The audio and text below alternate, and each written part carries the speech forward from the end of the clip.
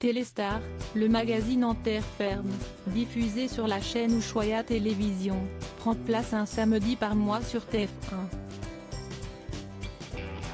Que proposez-vous les autres samedis? Fanny Agostini, une sélection de documentaires et de magazines, mes coups de cœur. Le 23 janvier, nous irons en Polynésie avec Vicente Lizarazu. Il a compris que les requins sont utiles à la chaîne alimentaire dans les océans. Il y aura bientôt le documentaire, narré par Harry Roselmack, Génération Greta, en référence à Greta Thunberg, sur ces femmes qui s'engagent pour la cause climatique. Nicolas Hulot est votre invité ce samedi. Vous a-t-il fait des confidences? On est dans un lieu authentique, au milieu des volcans d'Auvergne. On est à vélo ou bien encore devant un bon pot-au-feu. On a très vite oublié les caméras. En tant qu'ancien ministre, il nous explique pourquoi les politiques ne vont pas assez loin sur ces questions. Un spécialiste du cerveau nous explique aussi pourquoi on a tant de mal à changer nos habitudes de consommation. Cette émission est une incitation à mieux habiter notre planète. N'êtes-vous pas un alibi de TF1 dans son engagement pour l'écologie?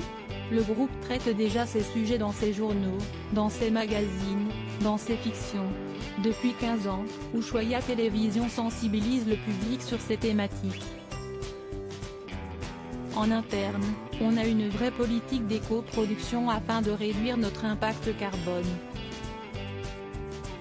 Ouvrir une case et parler écologie le samedi en fin de matinée est un pas en avant. D'où vient votre engagement?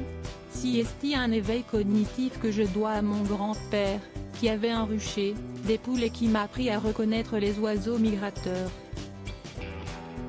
Quand on en voyait de moins en moins au printemps et que, d'année en année, les abeilles produisaient de moins en moins de miel, ça posait question à l'adolescente que j'étais. Pourquoi avoir tout quitté pour créer une ferme pédagogique en Auvergne il y a 2 ans? J'ai fait 7 ans de météo sur BFM TV, et ensuite présenté Thalassa, dont j'ai démissionné.